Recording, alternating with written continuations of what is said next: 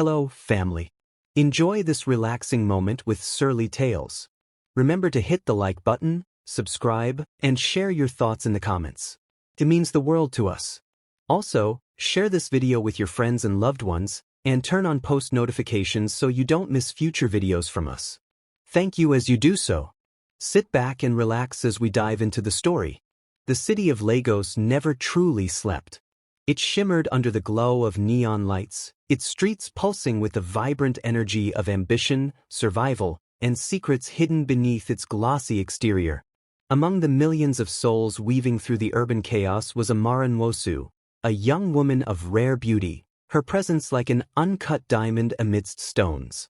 Amara was a daughter of the land, born into the kind of poverty that made dreams feel like mirages. Her father had died when she was barely 10, leaving her mother, a fruit vendor in the bustling Balagan market, to raise her and her two younger brothers. Life had been relentless, but Amara had always carried herself with an air of quiet dignity. Now, at 21, she stood on the precipice of something extraordinary. She had just graduated from the University of Lagos with a degree in business administration, yet the weight of reality pressed on her like an iron hand. Despite her intelligence and beauty, the job market was cruel, and the little money her mother made barely kept them afloat. Her younger brothers needed school fees, her mother needed medical care, and their rent was overdue. It was desperation, not desire, that led Amara into the golden cage. The invitation. On a humid Friday evening, Amara sat in her tiny room, scrolling mindlessly through social media when a message popped up. It was from Nicole Adams, a former classmate from university, known for her luxurious lifestyle. Amara, I have an opportunity that can change your life. A private gig in Dubai. Exclusive. Big money. DM me if interested. Amara's heart raced. She had heard rumors about girls being flown out to exotic locations for secret rendezvous with the world's elite. She wasn't naive. But $9 million? The figure in the message sent a chill down her spine. When she replied hesitantly, Nicole wasted no time in calling her. Babe, you're the perfect candidate, Nicole said, her voice dripping with excitement. You're pure, untouched. That alone makes you a rare commodity. The way she said it made Amara uncomfortable, but she needed to listen. Nicole continued, a prince from the is in search of something rare. A virgin. Not just any virgin, one with African beauty, untouched by any man. He is offering $9 million for one night. The air thickened around Amara. She felt a mixture of disbelief and unease. You think I can do this? She asked hesitantly. Babe, you will never have to struggle again. One night and you can change your life. Your family's life, Nicole pressed. Amara swallowed hard. It wasn't that she had never thought about selling her virginity, she had considered it in her darkest moments. But now that the opportunity was real, fear clawed at her insides. I need time, she finally said. You don't have time, love, Nicole said. The prince is in Lagos for just a few more days. He has a jet ready to fly you to Dubai. If you say no, another girl will take the spot. A night of decision. Sleep was elusive that night. Amara lay on her thin mattress, staring at the cracked ceiling, her mind spiraling through possibilities. What was her virginity worth? Society had always told her it was priceless, yet here she was, being offered a sum that could erase every financial burden her family faced. The weight of it all pressed against her chest. She thought of her mother, exhausted from years of struggling. She thought of her brothers, growing up in a world that didn't care about their dreams. At 3 a.m., she made her decision. She texted Nicole, I'll do it. The preparation. Nicole wasted no time. By the following afternoon, Amara found herself in a luxury suite at the Eco Hotel, where a team of stylists, designers, and beauty experts transformed her into something out of a fantasy. A woman named Layla, an elegant Lebanese madam who managed high-end escort arrangements, gave her a crash course on how to conduct herself. This is not about sex, Layla told her. This is about power. About exclusivity. A prince is paying a fortune for the experience of having you first. You must carry yourself like a queen. Remember, after tonight, you will never be the same. Amara's heart pounded as she slipped into an emerald green silk dress, custom-made for her. It hugged her curves like it was meant for royalty. By nightfall, she was escorted to a private villa in Ikoyi, where she was introduced to a man she had only heard whispers about. The prince. Prince Khalid bin Rashid Al Maktoum was younger than she expected, no older than 35, with dark, piercing eyes and an aura of effortless power. He was dressed in a tailored black suit, his presence commanding yet oddly gentle. Amara expected arrogance, but he surprised her. "You are stunning," he said in perfect English, his deep voice sending a shiver down her spine. She bowed slightly, unsure of how to respond. "I assume you are nervous," he continued, reading her hesitation. "You do not need to be. Tonight is about pleasure, but also respect. If at any moment you wish to leave, you may." That was not what she expected. She had imagined an aggressive, dominant man who would take what he had paid for. Instead, Khalid exuded patience, control, and a sophistication that unnerved her more than outright dominance would have. He extended his hand, and after a moment's hesitation, she took it.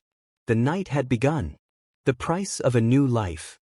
As Amara stepped into the candlelit suite, her mind whirled with 1,000 emotions. Fear, excitement, curiosity. Would this change her forever? Was she ready for what came next? Or was she stepping into a world she could never escape? The golden cage had opened its doors, and Amara had walked inside. There was no turning back now. The scent of exotic oud and jasmine filled the air as Amara stepped into the lavish suite. It was nothing like she had ever seen before, high ceilings adorned with gold accents, marble floors that gleamed under the warm chandelier lights, and silk drapes swaying gently from the soft breeze of the open terrace. The entire space was a world away from the cramped, noisy apartment in Lagos where she had spent her entire life. Prince Khalid moved with the grace of a man who had never known struggle. He poured 2 glasses of red wine and handed one to Amara. She hesitated. "I don't drink," she said, her voice barely above a whisper. Khalid's lips curled into a smirk. "Good. That means I'll have the pleasure of knowing you as you are, pure and untouched in every sense." The way he said it sent a ripple down her spine. He was studying her, reading her like a book he was eager to explore. "Sit." He gestured toward the velvet sofa. Amara obeyed, her hands clasped tightly in her lap. She had agreed to this, but now that she was here, the weight of what was about to happen pressed against her chest like an iron grip. Khalid took the seat across from her, his dark eyes unwavering. "Tell me, Amara," he said, his voice smooth like silk. "What made you say yes?" She swallowed hard. How could she put it into words? How could she explain that her mother's frail body, her brother's unpaid school fees, and the suffocating weight of poverty had forced her to make this decision? "I needed a way out," she admitted, barely able to meet his gaze. "For my family." Khalid nodded as if he understood, but there was something in his expression, an amused curiosity, perhaps even admiration. "You're brave," he said. "And beautiful. But tell me, did it ever occur to you that a night like this could change you forever?" His words sent a chill through her. Change her? Of course it would. She had thought about it every second since she agreed. "I know," she whispered. Khalid leaned forward, resting his elbows on his knees. "I admire honesty, Amar. And I will be honest with you in return. You intrigue me. Most women in your position come to me full of pretense, pretending they don't want the money. You're different. I like that." His words did little to calm her nerves.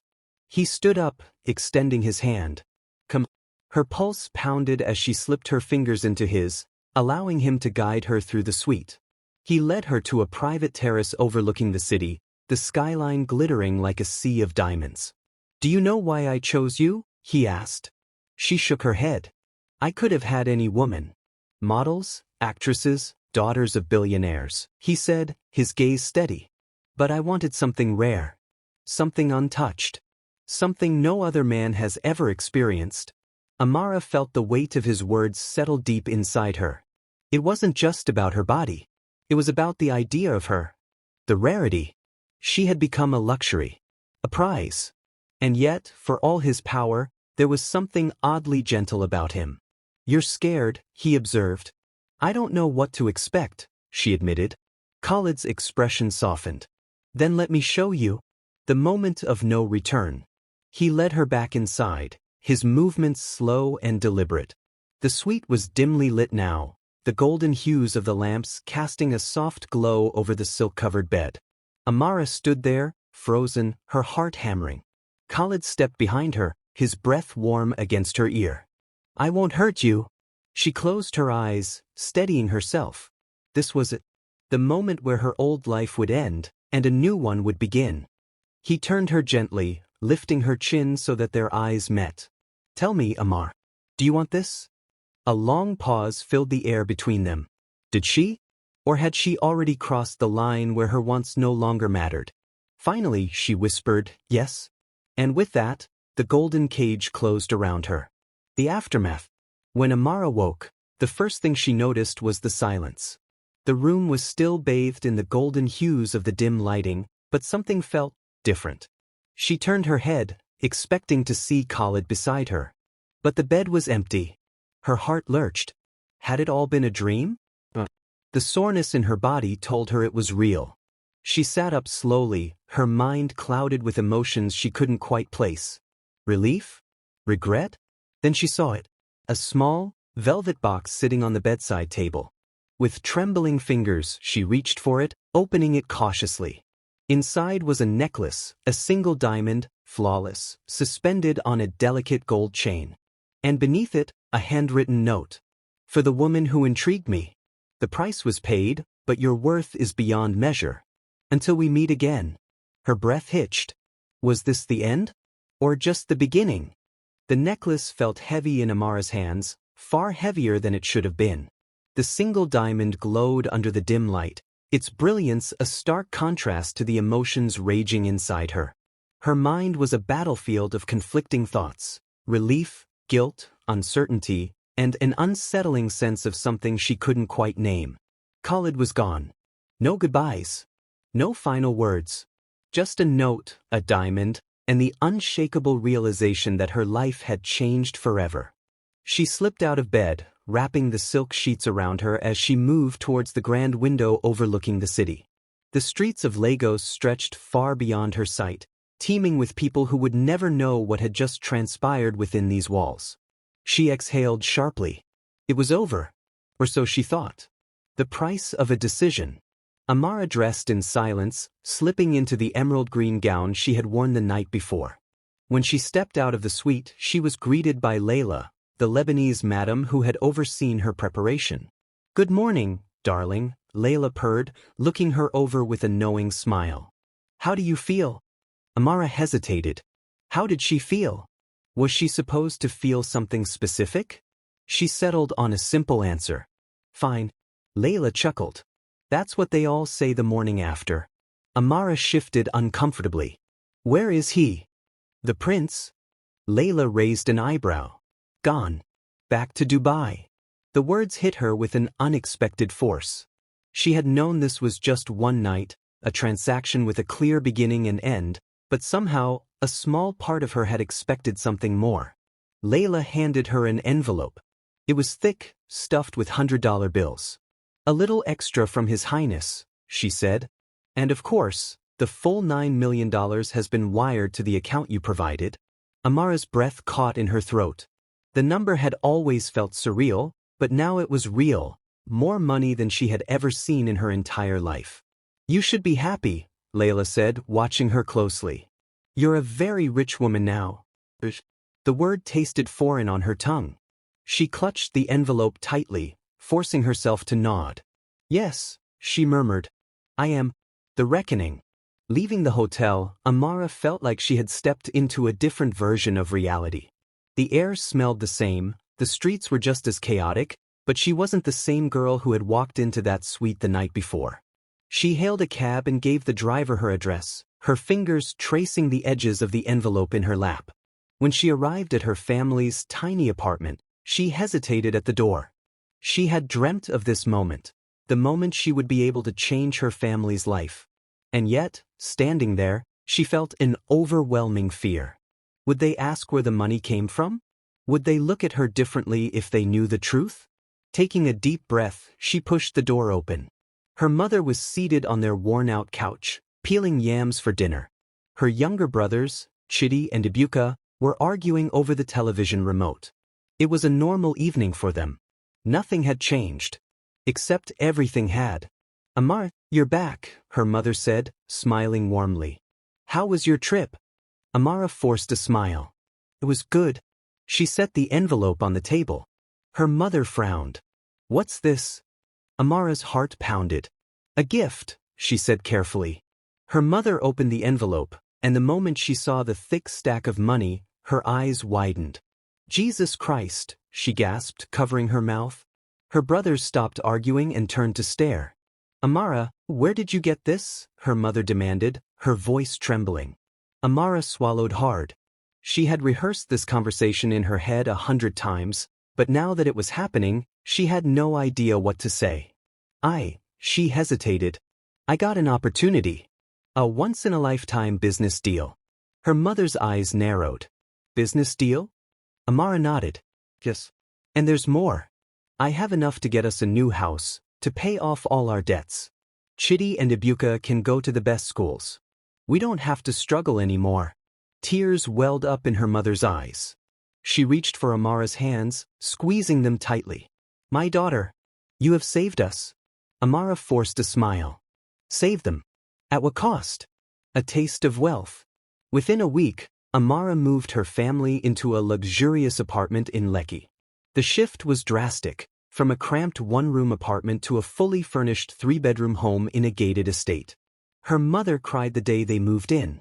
Chidi and Ibuka were in awe, running through the house like excited children, marveling at the space, the sleek furniture, the constant supply of electricity. Amara should have felt victorious. Instead, she felt empty. She spent her days shopping for designer clothes she never used, dining at high-end restaurants, and pretending she belonged in this new world. But the truth was she felt lost. Money had freed her from poverty, but it had shackled her to something else. She was no longer the girl who had struggled to make ends meet. She was Amara Nwosu, the girl who had been bought. The message. One evening, as she sat on the balcony overlooking the city, her phone buzzed. A message from an unknown number. Amara, did you think this was the end? I'm not finished with you yet. Khalid. Her breath hitched. Her fingers tightened around the phone. The prince was back. And he wasn't done with her. Amara's hands trembled as she stared at the message. The words felt like chains wrapping around her, tightening with every second. I'm not finished with you yet. She read it over and over, trying to decipher its meaning. Was this a threat? A promise? A demand? Her heart pounded. Why was he back? For weeks, she had tried to forget that night. She had spent her newfound wealth shielding herself from thoughts of Khalid, from the lingering feeling of being claimed, of being a prize that had been won. But now, with a single message, he had pulled her right back into his world. Her fingers hovered over the screen. She could ignore it, pretend she never saw it. But she knew that wasn't an option. Khalid was not a man one ignored. That night, sleep was impossible. Her mind raced with questions, scenarios, and the undeniable pull she still felt toward the man who had paid to own her, if only for a night. By dawn, she couldn't take it anymore. She picked up her phone and dialed the number. It rang twice before his deep, controlled voice came through. I was beginning to think you wouldn't call. His voice sent an involuntary shiver down her spine. What do you want, Khalid? She asked, trying to sound composed. The pause. Then, to see you. Amara exhaled sharply. That night was a transaction. It's over. A soft chuckle. You're mistaken, Amara. It wasn't just a transaction. I paid for an experience, but what I found was something I didn't expect. Her breath caught in her throat. Meet me, he continued. Tonight. The presidential suite at the George Hotel. Amara hesitated. She knew what this was, another invitation into his world, another step deeper into the golden cage she had tried to escape. No, she said firmly. I'm not for sale anymore. Silence. Then Khalid spoke, his voice lower now, dangerous. I never said this was about money. That sent a ripple of unease through her. Then he hung up. The dilemma.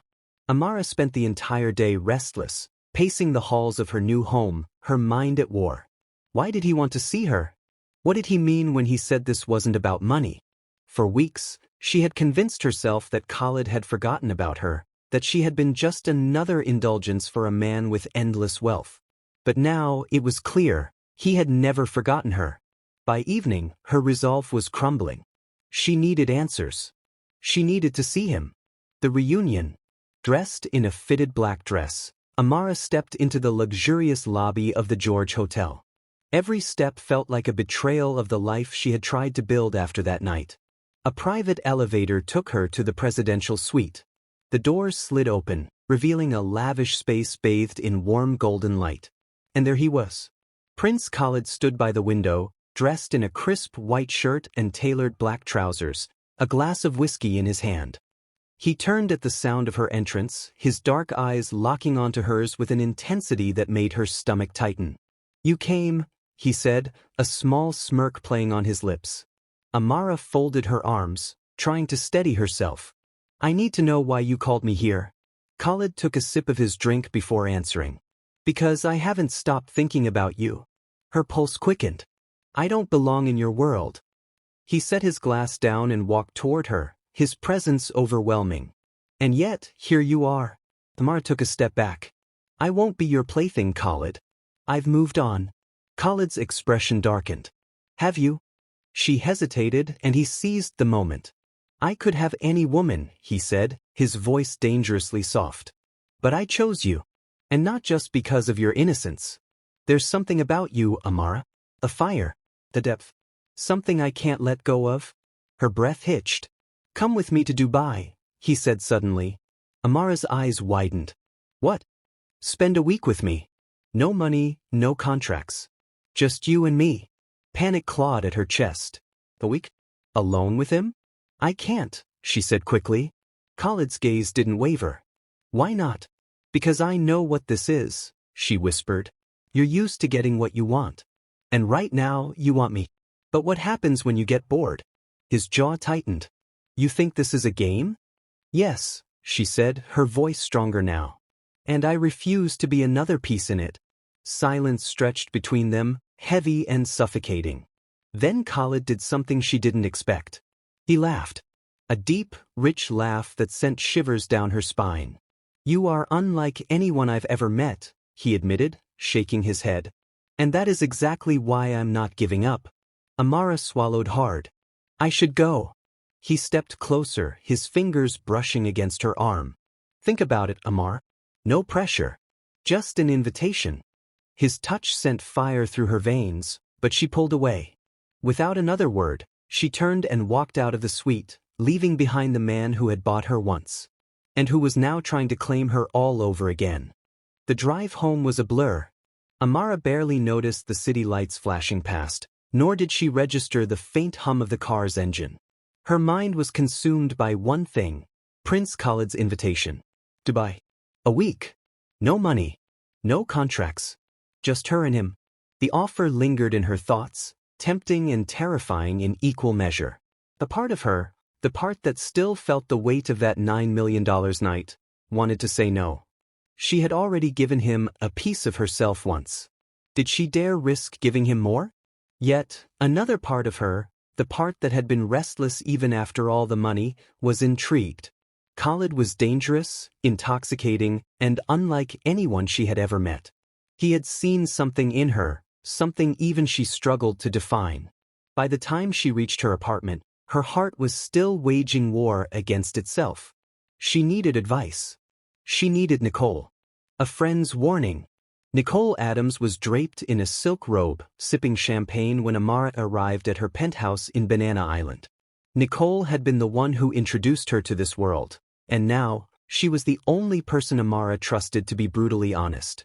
"So, let me get this straight," Nicole said, lounging lazily on her plush velvet couch. "The same man who paid a fortune to be your first is now inviting you to Dubai for free?" Amara nodded, hugging her arms. "Yes." Nicole raised an eyebrow. "Girl, you do realize what this means, right?" Amara hesitated. "What?" Nicole smirked. "He's obsessed with you." The words sent a chill down Amara's spine. Nicole set her champagne flute down. "Men like Khalid don't do things without reason." If he just wanted sex, he could have called 1,000 other girls. But he called you. That means you've gotten under his skin. Amara shifted uncomfortably. So what do I do? Nicole leaned forward. The real question is, what do you want? That was the problem. Amara didn't know. The decision. For 2 days, she wrestled with the invitation. She avoided Khalid's messages, ignored his calls, but the question refused to leave her mind. What was she afraid of? Was it him? Or was it the fact that a part of her wanted to say yes? On the 3rd day, she made her decision. She booked a flight to Dubai. Dubai, a different world. When she stepped off the private jet Khalid had arranged, the heat of the Arabian desert wrapped around her like a velvet embrace. Dubai was unlike anything she had ever seen, a city of opulence, excess, and breathtaking beauty. A black Rolls-Royce was waiting for her. The driver, dressed in a crisp black suit, greeted her with a bow before ushering her inside. As the car glided through the city, Amara stared out of the tinted windows, mesmerized by the towering skyscrapers, the endless luxury, the sheer power this place exuded. This was Khalid's world. And she had willingly stepped into it. The prince's game. The car pulled up to the Burj Al Arab, one of the most luxurious hotels in the world. The moment she stepped inside, she was met with extravagance beyond her wildest imagination, gold-plated walls, grand chandeliers, and an air of exclusivity that made it clear, only the most powerful resided here. Then she saw him. Khalid was waiting in the private lounge, dressed in a tailored black suit, his dark eyes unreadable as he watched her approach. "You came," he said, his voice calm, controlled. Amara exhaled. "I did." His lips curved slightly. "Are you afraid?"